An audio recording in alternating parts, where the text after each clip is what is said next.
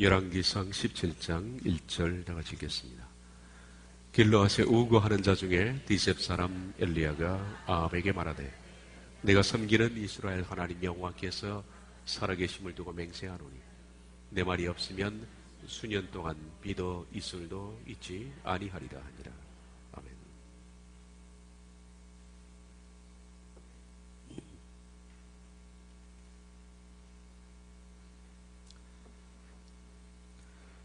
엘리야가 활동했던 시대는 이스라엘의 영적 상태가 가장 어두운 시대였습니다. 성경에서 대부분의 선지자들이 하나님으로부터 부름을 받았던 때는 시대가 어두웠기 때문입니다. 어두운 시대에 하나님 선지자를 부르셨습니다. 하나님을 잊어버리고 풍요의 신 바알과 아세라를 섬길 때 하나님은 그 시대에 적합한 선지자를 부르셔서 이스라엘에게 회개를 촉구하시고 심판을 경고하셨습니다. 선지자들이 등장했던 상황은 대부분 그런 상황이었습니다. 우리들은 선지자 가운데서 가장 강력한 선지자가 엘리야라 그렇게 알고 있습니다. 지난 시간에 말씀드린 것처럼 엘리야에게는 이런 별명들이 붙어 있습니다. 불같이 살다간 사람, 성경에서 가장 많은 기적을 행했던 사람, 850대 1의 사나이, 기도로서 3년 6개월 동안에 하늘의 문을 닫아 비를 내리지 않게 했던 사람, 다시 기도하니까 하늘 문이 열리고 비가 내리게 했던 사람, 불수레를 타고 회류가랑과 함께 하늘로 승천했던 사람, 세상에서 시체가 없는 두 사람 중에 한 사람. 엘리야가 이뤘던 기적은 성경에서 기적 가운데 많은 분량을 차지합니다. 엘리야 선지자가 선지자들 가운데서 가장 강력한 선지자였다는 그 말은 개인적으로 그의 사람의 능력이 탁월했기 때문이 아니라 하나님께서 그를 통해서 강력하게 역사하셨다는 것이며, 그러면 그만큼 엘리야가 살았던 시대가 이스라엘의 역사상 영적으로 가장 어두웠던 그리고 절망스러웠던 상황이었다는 것을 역설적으로 말해주는 겁니다. 한 개인의 능력이 탁월함이 아니라 하나님이 그를 통해서 많은 일을 하셨다는 겁니다.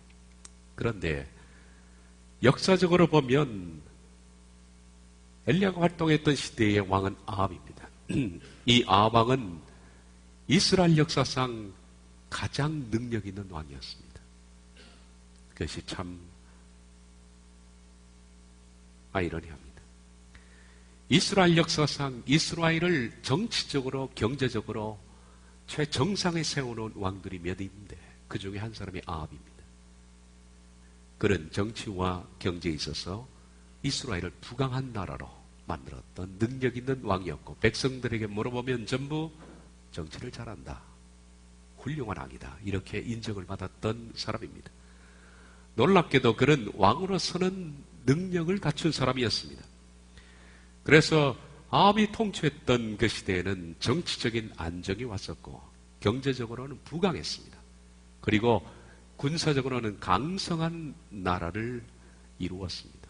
다시 말해서 모든 것을 갖춘 능력 있는 왕이 아합이었습니다.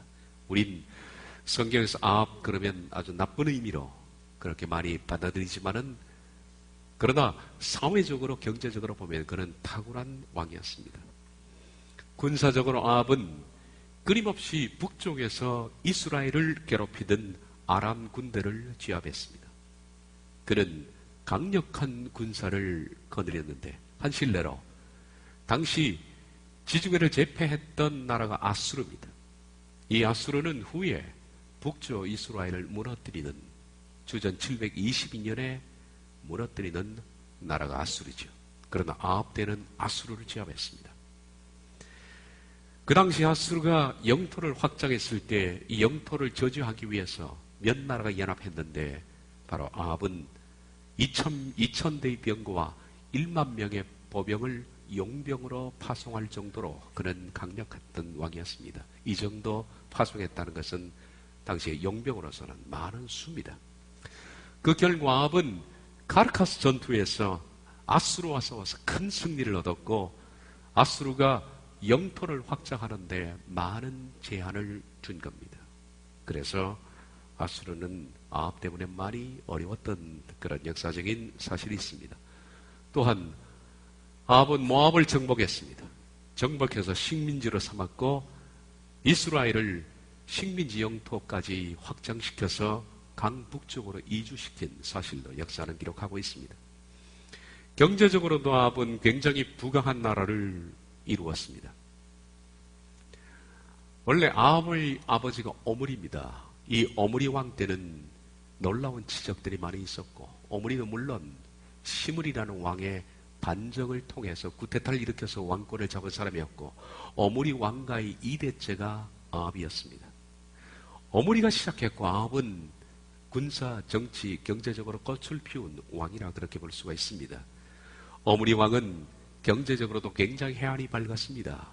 그래서 그의 아들 아합을 그 당시 강력했던 두로와 시돈의 왕이었던 엣바르의 딸 이세벨과 정략 결혼을 시키게 됩니다. 이로 인해서 오므리는, 아합의 왕 아버지 오므리는 경제적으로 많은 국익을 얻을 수가 있었다는 얘기입니다. 두로는 이스라엘과의 교육을 통해서, 두로에게는 부족한 것이 농산물이었습니다.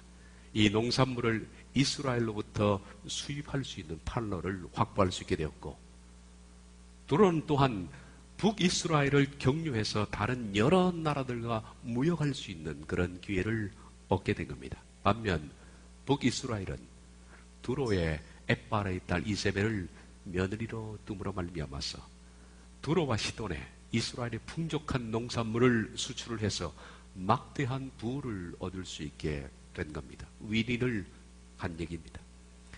이것이 아합이 엣바르의 딸 이세벨과 정략 결혼을 하게 된 이유였습니다. 이렇게 해서 오므리의 아들 아합에게는 그 시기에는 상당한 물질적인 번영을 누리게 된 겁니다. 아합의 물질적 풍요가 극에 달해서 그때는 그들이 어떤 식으로 일을 했느냐면 새 수도를 건설하게 되었습니다. 그것이 바로 사마리아 성입니다. 나중에 사마리아 성은 북쪽 이스라엘이 아수르에게 멸망하면서 사마리아를 혼혈적으로 만들어서 이스라엘에게는 사마리아 사람은 상대하지 않았던 그런 얘기들이 있습니다. 사마리아 성 안에 있는 바로 시칼이라는 성에 예수님께서 들어가셔서 수가성 여인을 만나는 장면이 요한복음에도 기록되어 있습니다. 바로 그 북쪽의 수도가 오므리 때 시작되었고 아합 때 완성된 사마리아 수도입니다. 수도 건설은 언제나 어려운 겁니다. 오므리는 이 놀라운 수도 건설을 시작했고 아합에 의해서 완공됐습니다. 그렇게 건설된 수도는 당시 이 사마리아 수도는 그 주변에 있던 모든 국가들이 그 위엄과 화려함과 찬란함에 놀라서 압도됐다 할 정도로 탁월한 시설을 갖춘 수도가 사마리아입니다. 사마리아 성 곳곳에는 얼마나 많은 코끼리 상아로 장식을 해두었는지, 수많은 코끼리 상아를 가지고 도시 곳곳을 물들여 놨기 때문에 그 당시 사마리아 수도를 가리켜서 사람들은 상하이 궁이라는 별명을 붙일 정도로 사마리아 수도는 아름다웠다라고 합니다. 상하이 궁이라 그렇게 불렸습니다. 그런데 정치적으로 경제적으로 부강한 나라를 만들었던 아합은 영적으로는 가장 타락한 시대의 왕이었습니다. 이것이 성경이 주는 교훈입니다. 경제적으로는 부강해지고 정치적으로는 평안하고, 그러면 영적으로는 더 사람들이 하나님을 경외할 것 같지만은 성경 어디를 봐도 그렇지 않습니다. 이것이 비단 아합 때뿐만 아닙니다. 성경적 역사가 증명하는 바는 경제적으로 정치적으로 부강하고 평안해지면 항상 영적으로는 암흑기가 온다는 것이 마치 공식처럼 결코 비례할 수 없고 반비례로 한다는 것이 성경이 내린 역사적인 정설입니다. 모든 시대가 다 그랬습니다. 그래서 하나님께서는 부를 주는 것이 국가적으로나 개인적으로나 두려운 일입니다. 개인적으로도 마찬가지입니다. 우리의 삶이 평탄해지고 그리고 물질적으로 풍요로워지면 그 사람이 하나님을 잘 경외할 것 같지만은 그때부터 영적 암흑기에 접어든다는 것이 역사나 개인에게 주어진 정설입니다. 풍요를 위해서 너무 많은 영적인 것을 버린 겁니다. 말씀드린 것처럼 엣바라의 딸 이세벨을 아내로 맞으면서 바알 전도사인 이세벨이 아합의 아내가 되어서 이스라엘에 들어오면서 이스라엘은 졸지에 바알 숭배가 퍼지기 시작했습니다. 온 나라에 바알 숭배가 만연하기 시작했습니다. 바알과 아스라의 숭배가 공식적으로 허용되었고 그리고 아스타롯까지 신들의 치정관계에 얽힌 바알, 아세라, 아스타롯. 그래서 첩과 정실의 싸움이죠. 아세라와 아스타롯. 그로 인해서 바알이 흥분하게 되고 흥분하게 되면 비가 내리고 풍요가 온다는 이 농번기 신의 사상입니다. 풍요의 신이죠. 이것이 공식적으로 허용되었고 마침내 그가 건설했던 수도 사마리아에 바알 신전이 세워지게 된 겁니다. 바알 종교는 야훼 하나님의 신앙을 누르고서 마침내 국가의 공식적 종교가 되었습니다. 그런데 왕은 그렇다 치더라도 이스라엘 백성들 가운데 신앙이 있던 많은 사람들이 아주 극소수지만 일부 신앙인들은 바알 종교가 공식화되는 것을 조항하고 반대하고 핍박을 그로 인해서 받기도 했지만은 대다수의 이스라엘 사람들은 그냥 양다리를 걸치는 상황으로 넘어가게 된 겁니다. 그 시대나 이 시대나 말씀을 좇아서 서로 간에 타협하지 않고 오직 외로운 길을 가고 핍박을 감수하는 사람들은 아주 적은 겁니다. 대부분의 사람들은 바알도 그냥 좋고 여호와도 좋고 해서 양다리 걸치는 상황으로 간 겁니다. 바로 이스라엘 백성들이 이렇게 영적으로 암흑기, 하나님보다 어떤 의미에서는 바알이 더 그들의 삶에 밀착되어 있고 바알이 주는 풍요가 직접적이니까 사람은 돈 앞에서는 약해지는 겁니다. 하나님보다 돈이 더 가까운 겁니다. 마지막 시대도 그럴 겁니다. 당장 배고픈데 내 눈앞에 김이 나는 찐빵 하나를 택하지 사람은 저 멀리 있는 보이지 않는 하나님의 나라는 뒤처린 겁니다. 그것이 사람의 본성이겠죠. 그래서 대부분의 사람들은 바알을 찾게 됩니다. 풍요의 신. 이렇게 어두워져가는 아주 영적으로 깜깜한 시기에 하나님은 강력한 선지자 엘리야를 불러내셨습니다. 그리고 그로 하여금 활동하게 하신 겁니다. 오늘 이 시대는 어떨까요? 이 시대는 마찬가지로 바알 시대처럼 이 엘리야 시대처럼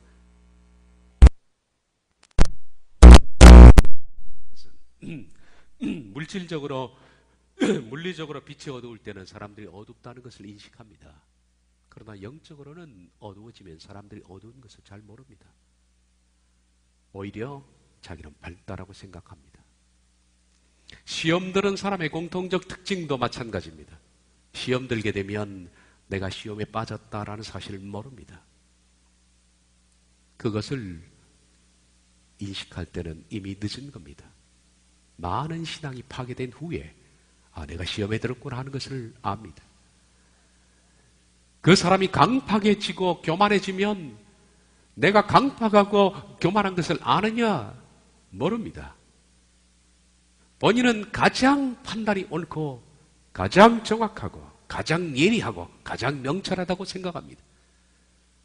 내가 교만했구나 하는 것을 알 때에는 이미 범죄한 후에 한참 지났던 때입니다. 이상하게 물리적으로 어두울 때는 어두운 것을 인식하지만 영적으로는 어두울수록 사람들은 자기가 밝다라고 생각하는 겁니다. 이게 문제입니다. 이 시대 많은 그리스도인들은 나는 바로 믿고 있다라고 생각합니다. 그러나 엘리야 시대만큼 이 시대는 어두운 시대인 것은 분명합니다. 그 시대처럼 이 시대도 마찬가지로 바알과 아세라, 곧 풍요의 신을 섬기고 있습니다. 곧 번영주의입니다. 온 교회에 물들어 있는 이 번영주의. 교인들은 실제로 하나님을 섬기는 것 같지만은 교회에 와서 그들이 믿는 것은 만몬신입니다. 번영과 풍요를 위해서 그들은 기도하고 예배합니다. 하나님이라는 미명하에서 그들은 만몬신을 섬기고 있다는 겁니다. 한국교회는 번영주의 때문에 망했습니다. 거의 마지막까지 온 겁니다. 이 번영주의는 은사주의와 함께 들어왔습니다. 가장 한국이 전쟁 짓고 가난한 시절에 6.25 전쟁으로 모든 것이 폐허가 되고 먹을 것이 없고 집은 다 무너지고 입을 것이 없는 사회적으로 빈곤한 그때 사탄은 번영주의와 은사주의로 대별되는 오순절 교단을 통해서 한국교회에 그냥 여지없이 침투해 들어왔습니다. 무분별하게 받아들이기 시작했다는 겁니다. 차라리 전쟁 때가 나왔습니다. 그 이전에 일제 때가 나왔습니다. 한국교회는 일제시대와 전쟁을 거치면서 수많은 사람들은 처음 복음 때는 성결하게 살아야 되고 거룩하게 살아야 된다는 것을 당연히 여겼습니다. 모든 그리스도인들의 삶은 성결과 거룩이었습니다. 그러나 바로 전쟁 직후에 오순절 교단이 들어오면서 한국교회는 망하기 시작했습니다. 풍요가 신이 된 겁니다. 바로 그 시기에 박정희 대통령의 새마을 운동이 시작된 겁니다. 온 국민의 정서는 잘 살아보세라는 것으로 직결됩니다. 잘 살아보자는 겁니다.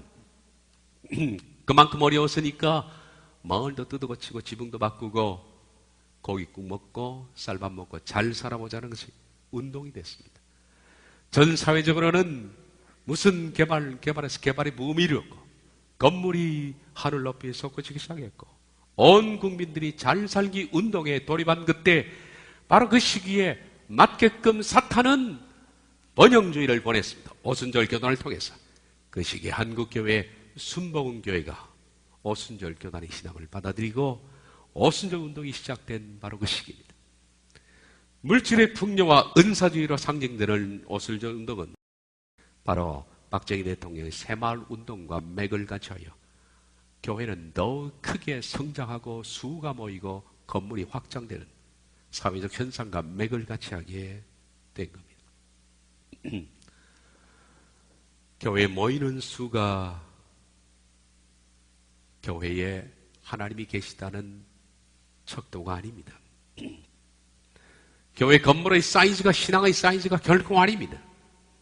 그런데 오순절 운동 이후에 한국교회는 얼마나 많이 모이느냐 하는 교인 수의 사이즈가 그리고 건물의 사이즈가 곧 신앙의 사이즈로 평가가 되기 시작한 겁니다.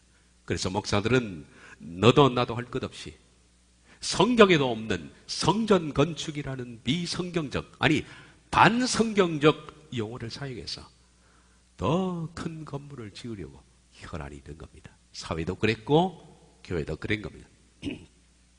성전은 오직 예루살렘에 있는 성전 그거 외에는 성전이 아닙니다. 우리가 모여있는 이것도 교회도 아닙니다. 그냥 예배 당일 뿐입니다. 그런데 그렇게 평가되기 시작했다는 겁니다. 성전 건축이라는 미명하에 마치 예루살렘의 성전을 건축하는 것처럼 옛날 성막을 건축하는 것처럼 사람들은 그것을 해서 하나님께 영광이 된다라고 생각을 하게 된 겁니다. 그렇게 해서 교회를 크게 지어놓으면 그것이 바로 목사들의 실력이고 권위며 목회며 은혜며 그의 개인적인 능력이기 때문입니다. 큰 건물과 그리고 사람들이 모이는 수로 목사는 대접받고 존중을 받습니다. 그것은 지금도 계속됩니다. 사람들이 제게 묻습니다. 목사님 교인은 얼마 됩니까? 참 껄끄러운 질문이지만은 그래도 묻는 사람 성의를 생각해서 얼마 됩니다. 그러면 저를 아주 우습게 봅니다. 교인들도 마찬가지입니다. 큰 교회 목사들 앞에서는 덜덜 떨면서 말 한마디 붙이지를 못합니다. 개척교회 목사는 아주 우습게 여깁니다. 이것이 만연된 시대에 우리가 살고 있는 겁니다. 여러분도 모르는 사이에 그것이 여러분의 몸속에 배어 있는 겁니다. 교인들은 그런 성전을 짓기 위해서 헌신하는 것이 곧 나의 신앙의 표현이고, 그렇게 성전을 지으면 하늘나라의 상급이고, 그것이 내 속의 은혜고, 그리고 충성심이 되며, 그렇게 충성해야만 나와 내 후손이 복을 받는다라고 생각하는 겁니다. 사람들은 제게 또 묻습니다. 목사님, 교회는 어디입니까? 우린 지하입니다. 그러면 사람이 낯빛이 변합니다. 지하라 그러면. 그럼 제가 우습게 말로 그러죠. 지상교회들은 다 타락했다면서요. 그래서 우리는 지하교회입니다. 교회는 건물이 아닙니다. 우리가 여기서 교회라고 불리우는 것은 하나님을 경외하고 말씀이 있는 곳에 여러분이 회집이기 때문에 성도들이 집합체가 교회지, 건물은 그냥 예배당일 뿐입니다. 우리가 술집을 헐고 거기에 들어가서 예배를 하면 그것이 예배당이 되는 것 뿐입니다. 교회는 성도들의 집합체입니다. 교회 간판이 없어도 상관이 없습니다. 종탑이 없어, 십자가 붙지 않아도 교회는 상관이 없습니다. 성경을 믿고 성경대로 살고 예수님을 나의 구주로 고백하는 사람들이 모여 있다면 그것이 곧 교회인 겁니다. 교회사에서 가장 타락한 교회 시대는 두말할 것이 중세 시대입니다. 중세가 가장 타락했습니다. 1000년에 걸친 중세. 그러나 여러분, 중세만큼 교회 건물이 뛰어난 것이 없고 가장 화려하고 가장 잘 조직된 문화적, 예술적, 그리고 성직자의 권위나 모든 예배의 형식이 가장 뛰어난, 교회 음악이 가장 뛰어난 그런 시대가 바로 중세입니다. 아름다운 예배당, 장엄한 예배, 탁월한 음악, 잘 조직된 성자들, 구름같이 모여드는 군중들. 그러나 역사는 평가하기를 중세는 가장 썩었던 시대였다.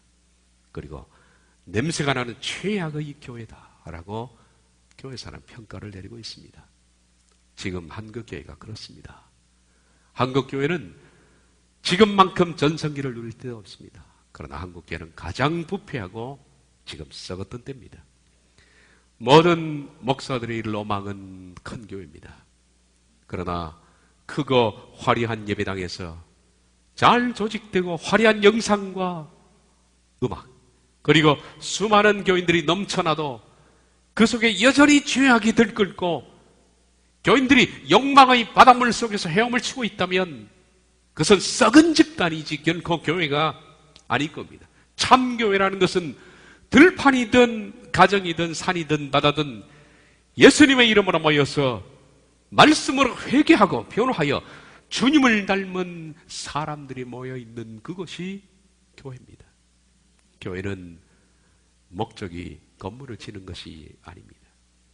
우리가 하나님을 신앙하는 것은 건물을 짓는 것이 아닙니다. 화려하게 꾸미는 것도 아닙니다. 그걸 위해서 여러분이 헌신하라는 얘기도 아닙니다. 그 예배당 안에서 아름다운 노래로 예배하는 것도 아닙니다. 각종 프로그램들이 잘 조직되어 있어서 각종 부서들이 훈련된 사람으로 열심히 아이들을 가르치고 활동하는 것이 아닙니다. 그들이 성경 얘기를 잘 듣고 탁월한 프로그램을 통해서 아이들이 성경을 많이 깨우치는 것도 아닙니다. 신앙이라는 것은 하나님 안으로 들어가는 관계성의 문제일 뿐입니다. 하나님의 품속에 들어가서 그분의 성품으로 자라나는 것이 신앙이지, 학습된 프로그램을 통해서 종교인이 되는 것이 신앙이 아니라는 겁니다. 한국교회는 너무 멀리 온 것 같습니다. 멀리 와도 너무 멀리 왔습니다. 그 가운데는 잘못된 구원론이 있을 겁니다. 이미 구원받았다는 생각, 내가 구원을 상실할 수 있다는 두려움이 없는 잘못된 구원론, 그리고 잘못된 교회론, 교회는 건물이다 라는 이 회개망측한 이론, 성경의 비성경적도 아니고 반성경적인 성전 건축 사상, 그리고 잘못된 은사론, 무당처럼 신비하게 뭘 보고 듣고 느끼고 이상한 말을 하고 접신하고 예언하고 이런 것들을 은혜라고 판단하는, 마치 신앙하면 이성이 마비되는 것처럼, 제가 누누이 강조하지만 신앙은 가장 이성을 날카롭게 가는 겁니다. 가장 이성적으로 만드는, 가장 논리적이고 가장 이성적으로 만드는 것이 신앙입니다. 그런데 신앙은 이성을 무시하는 것으로 흘러버린 오늘의 현실입니다. 너무 멀리 왔습니다. 너무 멀리 와서 이제는 돌아가는 것이 거의 불가능할 정도가 되어버렸습니다. 잘 살아보는 것이 신앙이 됐습니다. 그동안에 한국교회는 전심을 다하여서 뭘 했느냐? 한국교회 교회사의 가운데 부흥사는 한마디로 삽질사입니다. 삽질하느라고 온 힘을 다 쏟아부은 겁니다. 삽질이 곧 신앙이 되어버렸습니다. 건물을 짓는데 헌신하는 것이 신앙의 척도가 되어버린 겁니다. 잘 사는 것이 신앙의 결과가 되어버렸습니다. 그러다 보니까 신앙의 본질, 곧 내면의 집을 짓는 것입니다. 마태복음 7장에도 예수님께서는 반석 위에 지은 집, 내면의 집입니다. 심령에 대해서 말씀하셨고, 바로 그 심령, 곧 자신 속에 내면의 집을 짓는 것이라는 것을 들어본 적이 없고 배운 적이 없습니다. 신앙이라는 것은 본질적으로 자신 속에 어떤 사람이 되느냐 하는 내면의 집을 짓는 문제인데, 그저 건물을 짓느라고, 프로그램에 들어가서 활동하느라고, 열심히 교회에서 땀 흘려 일하면 곧 신앙인 줄 생각하고 자신을 돌아볼 여력이 없는 겁니다. 아니, 냉정히 말하자면 대부분의 사람들은 신앙이 뭐냐 하는 것조차도 거의 모르고 있다라고 말할 수가 있는 겁니다.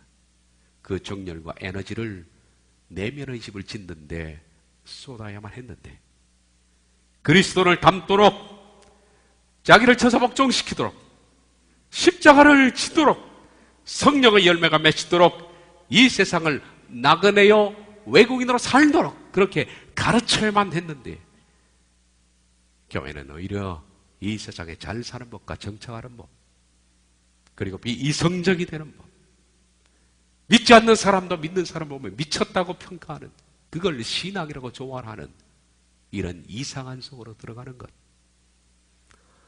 잘 먹고 잘 사는 것, 그런 것들을 간증이라고 내놓고, 간증이라는 것은 하나님께서 내게 얼마나 기적을 행하셨는가 하는 것이 간증이 척도가 되어버린, 신앙 간증이라는 것은 그것이 아니죠. 하나님께서 내가 믿었더니 나에게 얼마를 해주셨고 어떤 놀라운 일을 베푸셨는가 하는 것은 간증거리가 아닙니다. 부끄러워해야 합니다. 간증이라는 것은 내가 얼마나 부수어졌느냐, 얼마나 잘못된 것을 깨닫고 나를 깨뜨렸냐, 그것이 간증인데, 엉뚱한 방향에서 간증은 베풀어지고 거기에 박수를 치고 사람들은 그걸 따라하기 위해서도 기도하고, 이런 현실이 되어버렸습니다. 이 시대는 엘리야의 시대와 흡사합니다. 풍요의 시대입니다. 그러나 영적으로는 빈곤합니다. 아주 빈곤합니다. 너무나 빈곤합니다. 과연 이 시대에 하나님은 아합 시대처럼 엘리야 같은 선지자를 일으키실까? 여러분 어떻게 생각합니까? 이 시대 엘리야 같은 선지자를 일으키실까? 저는 그렇지 않다고 생각합니다. 왜냐하면 이 시대는 엘리야가 와도 변화하지 않습니다. 엘리야가 와도 교회는 듣지 않습니다. 이 시대에 강팍한 사람들, 이 교회는 예수님이 오셔도 듣지 않을 겁니다. 예수님이 오셔도 이단으로 또 죽일 시대가 이 시대입니다. 그러므로 다시는 이 시대에 세례 요한이나 엘리야는 없습니다. 이 시대는 여러분들 각자가 개개인이 엘리야가 되어야 한다라고 생각합니다. 오늘 설교는 지난주에 했던 설교의 마지막 부분을 다시 반복해서 드리고 마치도록 합니다. 하나님께서 왜 엘리야를 부르셨을까? 그는 디셉 촌놈이었습니다. 길르앗 가운데서도 디셉. 길르앗도 저 변방 끝인데, 길르앗 지역은 여러분 기억하죠? 옛날에 이스라엘 12지파가 요단강을 건너기 전에 땅이 너무 비옥해서 므낫세 반지파가 여기 우리 땅을 해달라라고 부탁했던 그 지역이 길르앗입니다. 변방 중에서도 맨 끝입니다. 산골이고 촌락입니다.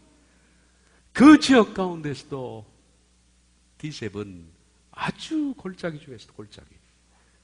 말씀드린 것처럼 디셉이라는 동네는 엘리야가 아니었다면 성경에서 우리가 전혀 보지를 못했을 정도의 동네. 아무도 이름을 모르는 깡촌 시골입니다. 거기서 태어나서 거기서 자라고 있는 그 청년 한 사람을 하나님께서 집중하셨어요. 그 당시 정치적으로, 경제적으로, 군사적으로 가장 강성대국을 이루어서 모든 백성이 태평성들을 누리고 있지만은 사마리아 수도 성인 가운데 바알 신단을 세우고 거기에 절을 하고 있는 온 국민이 풍요하나 가장 영적으로 도태한 이때 하나님은 저 깡촌의 시골 촌놈 디셉 엘리야를 부르신 이유가 뭘까요? 그는 순박한 사람이었기 때문입니다. 하나님이 기뻐하는 사람들은 바로 그런 시골 사람들입니다.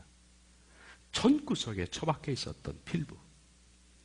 왜 이런 하나님은 사람을 스카웃 했을까요? 그래서 역사의 무대의 주인공으로 부르셨을까? 싸워야 할 것이 싼더미입니다. 이스라엘은 너무 잘 살고 있습니다. 사람들은 아무 문제의식도 못 느끼고 있습니다.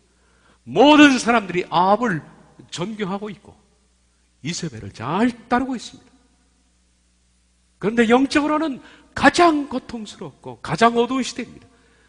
이런 시대에 엘리야 한 사람이 전 국민과 맞닥뜨려 전 국민 대 1로 싸워야 하는, 나중에 갈멜산의 전투에서 850대 1로 싸웠지만은 그것은 850대 1 정도가 아닙니다. 온 국민을 대상으로 싸워야 할 한 사람을 하나님이 부르셨는데 그는 시키면 시키는 대로 하는 아무 생각도 하지 않고 마음이 너무 순박해서 하나님이 말씀하시면 그대로 믿고 다른 어떤 의심도 하지 않고 어떤 다른 생각도 없는 순박하기 짝이 없는 시골 총각 이 엘리야를 하나님이 부르셨습니다. 그의 가슴이 촌놈이었기 때문입니다. 하나님이 기뻐하는 사람들은 대략 그런 사람들입니다. 오늘 교인들의 뭐가 문제일까요? 사람들은 교회를 선정할 때 그럽니다. 교회 교육 시스템이 얼마나 잘 되어 있느냐, 내 아이를 교육 시스템에 좋은 곳에 맡겨야 되지 않느냐, 그렇게 생각합니다. 좋은 교육 시스템 때문에 성도가 못 될까요? 탁월한 교사가 있는 그런 시스템에 아이들을 길렀는데 왜 아이들이 지금 이토록 영적으로 어두울까요? 왜 주일학교를 마치게 되면 아이들이 길거리에서 방황이 될까요? 서울에 가장 교육 시스템이 잘 되어 있다는 어떤 교회에 제가 아는 어떤 학생이 산상집회를 같이 참여를 했습니다. 여름 산상집회에 초등학생이었는데 산상집회가 끝나고 난 뒤에 애들이 3, 4, 5에 모여서 담배를 피고 심지어는 마약을 하는 아이들도 발견한 겁니다.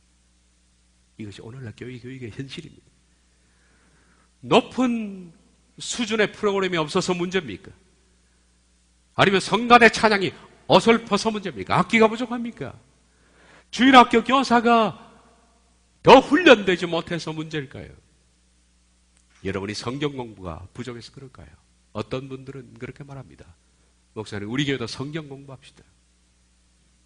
성경 공부가 못해서 문제일까요?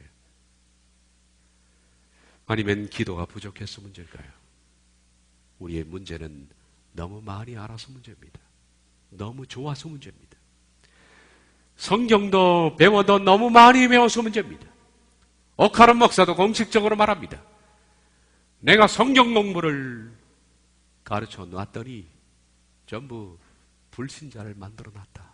그렇게 단식하고 그의 목회를 마친 마지막 부분을 우리가 기억할 겁니다. 제자 훈련을 통해서 사람을 키워놨더니 머리만 커지고 가슴은 적은 기영아가 태어났다는 것이 오카노 목사의 제자 훈련의 결론입니다. 성경 지식은 많아서 머리는 커졌는데 삶은 전혀 성도가 아닌, 너무 기도를 유창하게 해서 문제고, 교회 생활을 너무 세련되게 해서 문제고, 너무 많은 경험을 가지고 있고, 그러나 촌놈의 풋풋한 가슴을 가진 교인들이 찾아보기 힘들어서 문제인 겁니다. 세상에서는 강하고 많이 하는 것이 실력이다. 그것이 능력입니다. 그러나 신앙의 세계에는 제가 말씀드린 것처럼 많이 알고 강한 것은 장애입니다. 그건 장애합니다. 너무 강하고 너무 많아서 문제인 겁니다. 자신이 너무 강해서 기도하지 않습니다. 자신이 너무 강해서 하나님께 간구하지 않습니다. 내 속에 내가 너무 강해서 타인에게 상처를 입힙니다. 너무 풍족해서 간절해지지 않고, 너무 문제가 없어서 하나님께 매달려 기도하지 않는 겁니다. 엘리야 시대 때도 아합은 그랬고, 교회사에도 마찬가지입니다. 성경 이후의 교회사도 마찬가지입니다. 교회사는 교회가 강할 때가 교회의 타락사입니다. 여러분이 교회의 타락사를 보면 항상 직결되어 있습니다. 문화적으로, 사회적으로, 정치적으로 풍요로울 때는 교회 타락사입니다. 한국은 지금 평화 물결이 술렁이 되고 있습니다. 이제는 북한과의 팽팽한 긴장감도 사라지고 있다고 사람들은 좋아하고 있습니다. 그러나 보십시오.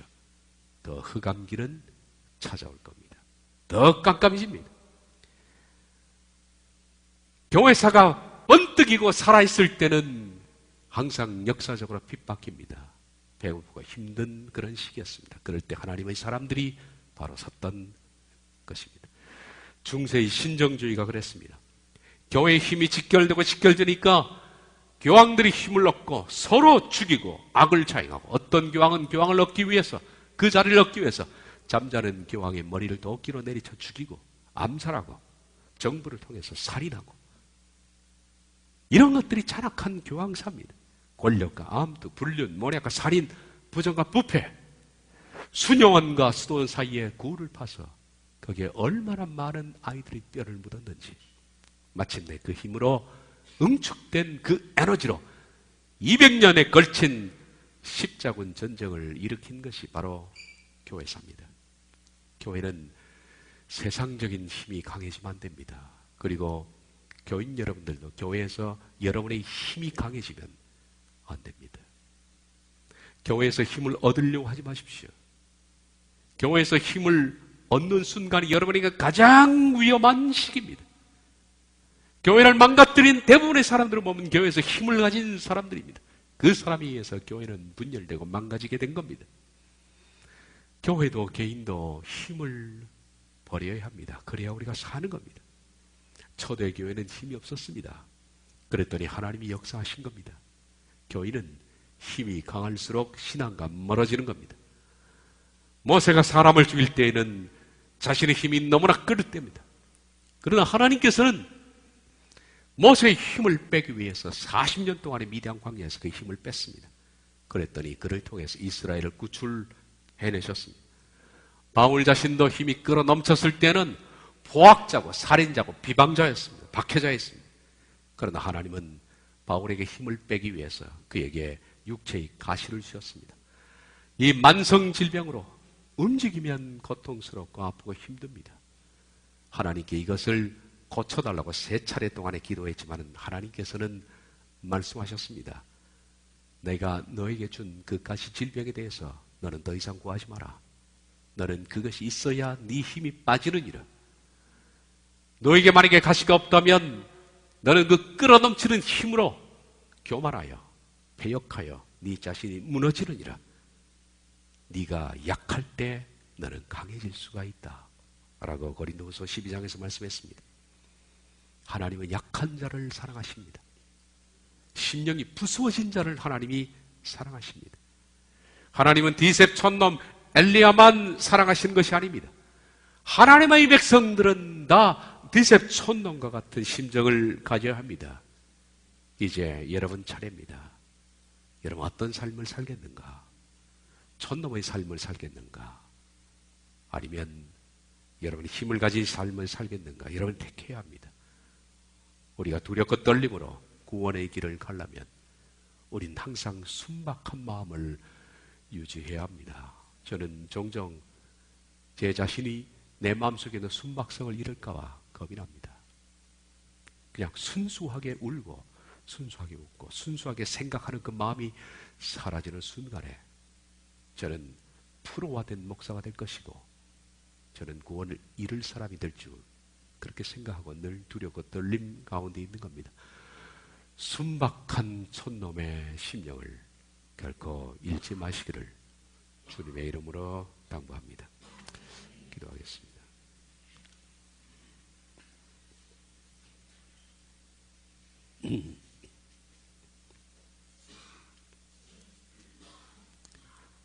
가장 풍요로웠고 가장 문제가 없고 가장 평안했던 시기, 아버의 시기는 가장 타락했던 시기입니다. 세상이 내리는 평가와 하나님이 내리는 평가는 정반대였습니다. 한국은 너무 문제가 없습니다. 그만한 문제조차도 이제는 평화 모드로 바뀌고 있는 이때가 교회로서는 가장 두려운 때입니다. 역사의 밤은 이제는 가장 깊어져서 바로 예수 그리스도의 재림과 직결되어 있는 동트기 직전 칠흑과 같은 시기가 도래했습니다. 북핵의 위험이 사라진 것은 기뻐할 일이 아닙니다. 전쟁의 공포가 사라지는 것도 기뻐할 일이 아닙니다. 잘 사는 것, 교회가 평안한 것, 내 삶이 평안한 것, 그것은 가장 두려운 시기로 진입하는 것이기에 우린 무서워합니다.